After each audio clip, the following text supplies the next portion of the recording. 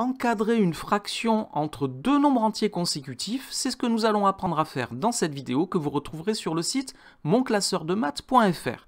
Alors nous allons travailler sur des exemples et voici le premier. Nous allons encadrer 15 septièmes entre deux nombres entiers consécutifs. Des nombres entiers consécutifs, cela signifie des nombres entiers qui se suivent, et l'encadrement signifie qu'on cherche un de ces nombres entiers qui soit plus petit que 15 septièmes et l'autre qui lui soit plus grand. Alors je vous rappelle que 15 septièmes c'est un quotient, c'est le quotient de 15 par 7, ça signifie que c'est le résultat de la division de 15 par 7. Alors je vais poser la division euclidienne de 15 par 7, je vais aller rapidement ici. Dans 15, je peux mettre 2 fois 7. 2 fois 7, cela fait 14. Allez, à 15, il reste 1. Et je vais m'intéresser à ce que signifie le résultat de cette division euclidienne. Le quotient est 2, le reste est 1.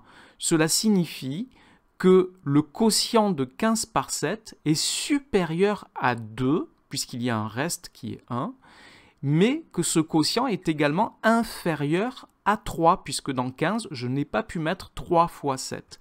Donc cette division euclidienne me permet de conclure que le quotient 15 septièmes est supérieur à 2 tout en étant inférieur à 3 et j'ai ici obtenu un encadrement de 15 septièmes entre deux nombres entiers consécutifs.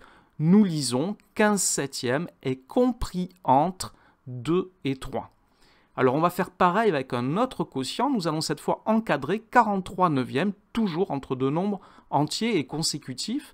Donc 43 neuvièmes est le quotient de 43 par 9. Je vais poser la division euclidienne de 43 par 9. Alors dans 43, je peux mettre 4 fois le 9. 4 fois 9, 36. 36 aller à 43. Il me reste 7 et la division euclidienne est terminée. J'en déduis que le quotient de 43 par 9 est supérieur à 4, mais inférieur à 5. J'ai donc trouvé que 43 neuvièmes est compris entre 4 et 5. On va travailler sur un dernier exemple maintenant, et nous allons encadrer cette fois 77 huitièmes, toujours entre deux nombres entiers consécutifs. 77 huitièmes est le quotient de 77 par 8. Je vais donc poser la division euclidienne de 77 par 8. Dans 77, je peux mettre 9 fois 8 qui font 72. 72 aller à 77, il me reste 5. Et j'en déduis donc que 77 huitièmes est supérieur à 9, mais inférieur à 10. 77 huitièmes est donc compris entre 9 et 10. Voilà pour la méthode qui permet de trouver un encadrement entre deux nombres entiers consécutifs d'un quotient ou d'une fraction.